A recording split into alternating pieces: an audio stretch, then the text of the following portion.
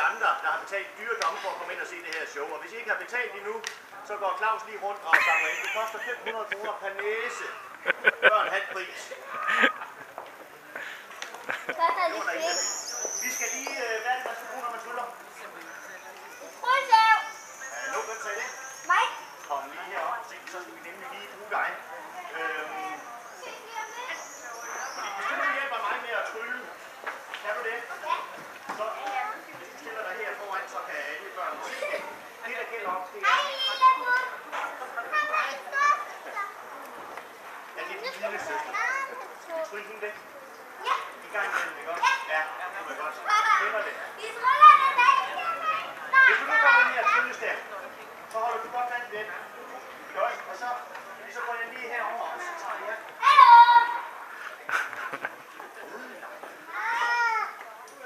Så bliver det ikke tryllet.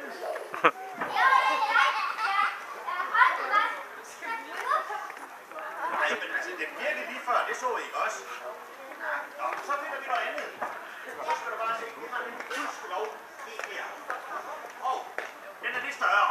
Det er fordi, de er store ting, vi skal trylle med. Og hvis det er en lille søster, vi skal trylle væk, så skal vi bruge en stor tryllestav. Men jeg skal lige, hvis du holder den her, så går jeg nemlig lige. Det går ikke. Altså, ja, det passer fint til din trøje. Tag nu den her tryllestav, så får vi lige... Nu går det helt galt af banken. Prøv lige at åbne armen der. Og holder... Ja, sådan der. Så har du den. Så skal vi i gang. Det går helt galt med det her. Så, er du klar nu?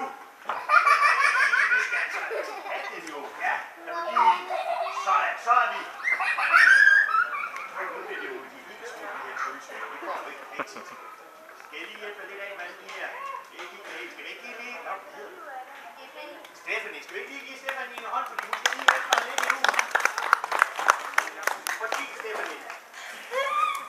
Vi har. Jeg har. Det går jo ikke. Nej. Har du sådan en med? Har du ikke lige sådan en med? Nej. Har I ikke nogen med? Nej. Har I ikke nogen med? Nej. Her. Den her. Hvor er Mini? Vi ser Mini. Hej. Prøv lige at vise den til dem derude. Er Mini eller hvad? Ja. Kan vi trylle med den, tror jeg? Nej. Så tager vi lige den her. Den her. Er du skal du være klar. Hvad er det? Kan du sige nogle ting? Vi tager den her lille tryllestav og smider herned i. Hvad siger du så? Frem med tryllestaven. Altså den sorte her. Sådan der. Så siger du hvad? Fokus, men kan I andre sige det også? Det er næsten tæt på. I handicap. I en handicap, ja. Hvis du nu tager den her tryllestav og hiver op i den her, så har vi nemlig en lille tryllestav. Hiv nu. Hiv for delen. Så har vi en tryllestav, der vil frem. Så kan vi trylle. Jeg vil ikke sige tak til Stephanie og give hende en ordentlig hånd. Tak. Så har vi en tryllestav. Nu skal vi se. Nu har vi jo været sådan, vi har optrådt på scener rundt omkring i hele verden. Og vi har blandt andet været i Tibet. Og der, ja, vi skal lige bruge, men det er dig, Stephanie, til nogle andre. I Tibet, der har vi fået sådan en her. Det er toiletpapir. Det her, det er en tibetansk nattissepotte. Og så kan man sige, en nattissepotte af stof, det går ikke. Men deroppe i Tibet, eller ude i Tibet, eller nede i Tibet, der er der så koldt, at når munkene, de tisser om natten, så tisser de ned i den her. Og fordi det er så koldt, så bliver det til isterninger. Og så når de vågner næste morgen, så hælder de bare isterningerne ud. Men den her, den kan noget andet. Så derfor skal vi nemlig bruge en dreng og en pige. Hvad hedder du? Natalie. Kommer du? Og så skal vi bruge, hvad hedder du med isen? Frederik. Sander, det var det, jeg hørte. Vil du hjælpe mig også? Nej. Er der ikke andre drenge? Kom derovre. Må jeg lige prøve at låne dig? Du skal, jamen det tror jeg ikke rigtigt. Har du prøvet det før? Nej. Så kommer du står helt korrekt der.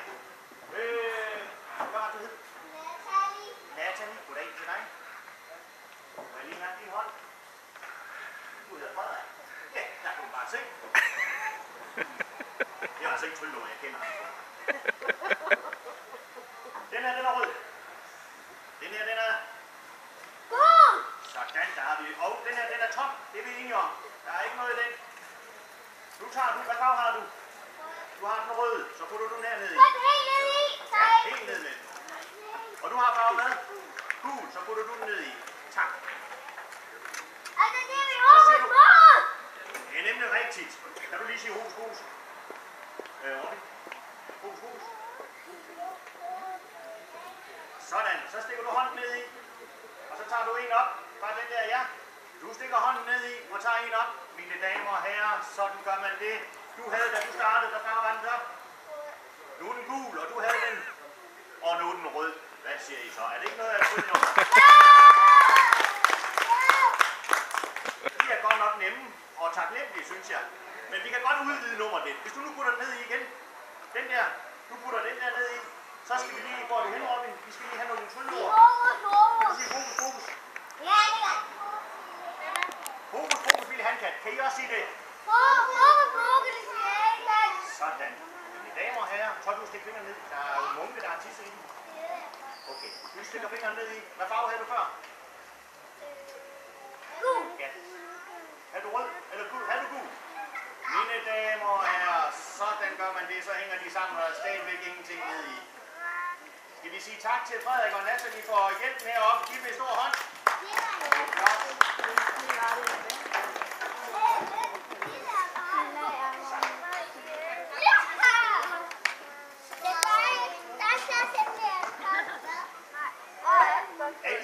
Nu gælder det om. Er der nogen af jer børn, der bruger briller? Ja, jeg glemte bare derhjemme. Så kan du ikke være med i det her nu. Fordi det her, der gælder det om at være hurtig. Og nu kommer det, Claus. På intet tidspunkt forlader fingrene hånden under det her nummer. Det er godt klar. Intet tidspunkt. Det her, det er 2 bolde. Og det her, det går simpelthen så lynhurtigt. Og I skal finde ud af, hvilken hånd jeg har bolden i. Er I klar? Ja. Kan du godt se alligevel? Ja. Ja, det er godt. Så tager vi den ene bold her. Den anden bold her. Hvor er de henne? Den der. Ja. Er der nogen, der minder den her over? Ja, der er en. Og du er lidt indifferent. Du synes, de sidder begge to. Skal vi prøve at se, om den er herovre i? Har nogen, der har gættet den hånd? Ja. Det vil sige, at begge bolde er her i. Ja. Firkant. Der var ikke nogen bold der i. Der var bare en Det var en firkant. firkant. Altså dog. Man kan ikke bruge en firkant til en cirkus. Nej, det er også tryllenummer der. Nå, så skal vi se. Se om vi kan finde ud af det her. Fordi, er der nogle skolesøgende børn her? Nej. Er der en, der går i skole? Nej. Det gør vi. Det gør I. Det gør du. Så skal vi lige, vi skal bruge en. Ja, hvad klasse går du i? Hvad klasse går du i? 0. klasse. 0. klasse og dig? Og jeg går i 2. klasse. Har vi nogen, der er ældre? Og så var inde med brillerne på. Vi har jo hende der, den søde, der sidder dernede. Hun snakker som et vandfald, ved jeg. Karoline, kan du hjælpe mig? Nej? Nå. Er der andre?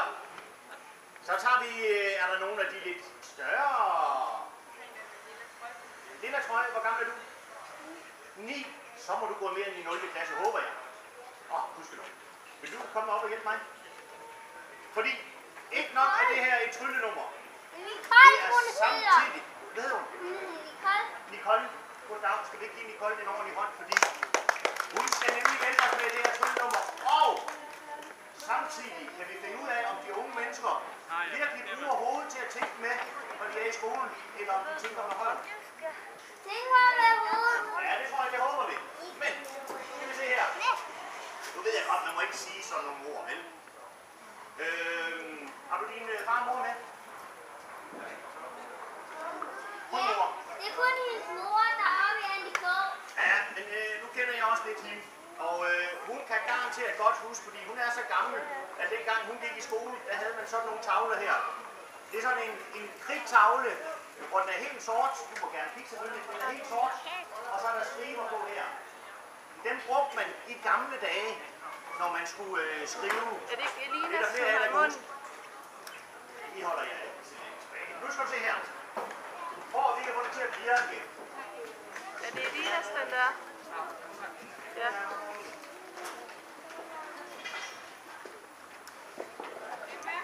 Hvis du siger der, nu står du. Hvorfor brænder sammen ikke sådan? Det håber jeg ikke. Hvordan vi skal være, der er en hjertepost, og der er en metroexpress. Den der. Og den har vi fat i nu. Og det her vil lige den der. Så tager jeg lige den her.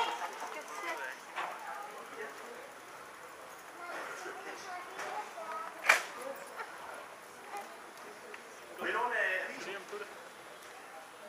Du har tjekket, der er ikke noget i avisen. Godt.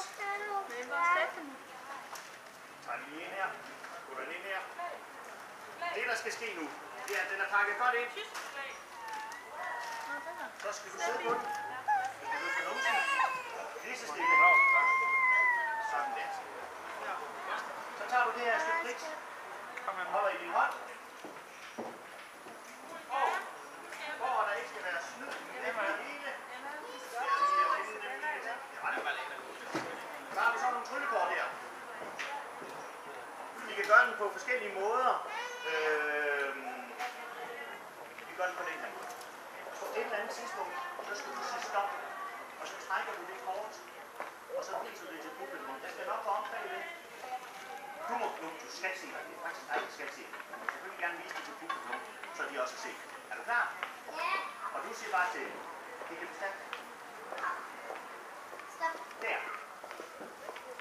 Nu kigger på den, jeg må ikke kigge den. Viser du til publikum. Kan I se, hvad det er dernede, uden at sige det højt? Kan I se det? Der er nogen, der nikker, der er nogen, der bare står og kigger. Kan du huske det? Det ligger vi herinde. Det kræver fra dig nu. Det er, at du tager kridtet i din hånd og holder det fast. Og så tænker du på det her kort inde i dit hoved, helt ned i maven og helt ud gennem numsen. Når du kan det. Prøv ad. Du skal tænke hårdt. Klem hårdt på kridtet. Kan du mærke det? Kan du mærke det? Prøv igen. Du skal sige til, når du kan mærke, når du har tænkt helt vildt kraftigt, og det går helt ned i maven, helt ned i numsen og ud. Nu er den der. Prøv at rejse dig op, lige så stille. Prøv at tage papiret. Jeg skal lige høre, hvad for et kort har du trukket? En nier. En klør ni. Var det klør ni? Nej, det var et ja. Var det hjerter ni? Ja. Godt. Vi skal nemlig være helt på det rene. Nu pakker du den der op. Står der noget på den? Har du ikke tænkt nok? Prøv at vælte den op måske. Nej, hvad står der? Hjerte 9, hvis vi lige vender den om. Det kunne man selvfølgelig godt have snydt med, men der er sat en streg under ligetallet. Sådan, det var godt. Skal vi ikke give den en hånd, og så tager den?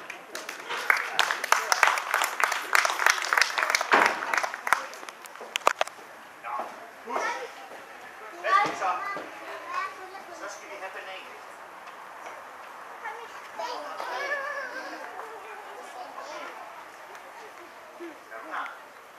Ja, det er farligt nu. Som sagt før, så har vi jo været ude at rejse, og vi har også været i Egypten, hvor vi mødte en gammel mand. Han var, hvor gammel var han? 100 år. Og han var læge. Og dengang han var en ung læge, der havde man ingen bil, og man havde ingen tog nede i Egypten. Der havde man kun kameler. Og når han så endelig fik den her brevdue, at der var en, der var syg, mange 100 kilometer væk, så kunne han jo ikke nå at komme ned til dem. Fordi så var de jo blevet alvorligt syge, og så var de nået at døde, nogle af dem. Så han havde den her kniv. Så når han fik den her brevdue, så kunne han sidde hjemme i sit hus, og så operere de her mennesker. Selvom de var syge 800 kilometer væk, så kunne han operere dem og gøre dem raske. Det er rigtigt. Når han så var blevet lidt gammel, og det viser sig, at han også havde foretaget nogle øjenoperationer, og det gik ikke så godt, fordi han rystede lidt på hænderne, så droppede han det, og så mødte han Robin, og Robin han fik den her kniv.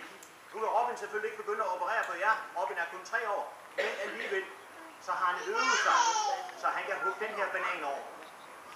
Fra afstand, uden at stå sådan her. Inden vi går i gang, så skal jeg bruge 2 frivillige, som ikke har været op. Har du været op? Ja. Er der nogen, der ikke har været op, som gerne vil op? Må hun gerne? Det må hun gerne. Ja, må jeg gå op med? Ja, men det er der ikke en anden. Vi vil godt have 2, der ikke har været oppe endnu. Så tager du lige hende i hånden. Kan du ikke hjælpe hende? Jo, dig med den fine røde kjole også. Så kommer du. Ja, den var rød. Ja, gør lige det. Husk, det er Robin. Du skal stå herinde. Robin, du skal helt herhen. Og stå her. Og nu skal du koncentrere dig. Og lige om lidt, så skal du hugge. Du står der. Vi lægger lige den farlige kniv. Vi lægger lige bananen her.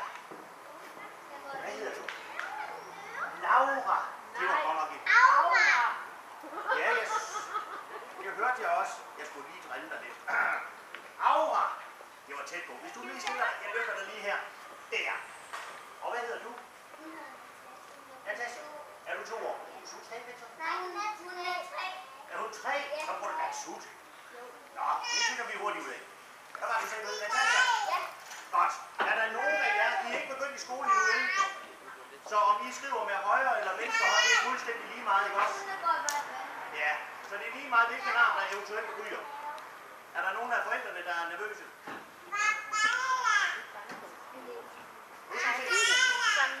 Det er jo selvfølgelig. Vi har jo nogle sikkerhedsforanstaltninger, som skal til her. Og vi plejer at have 2 hjelme, det har vi ikke. Hvem er det, der er yngst? Er det dig, der er yngst? Så får du lige styrthjelmen på.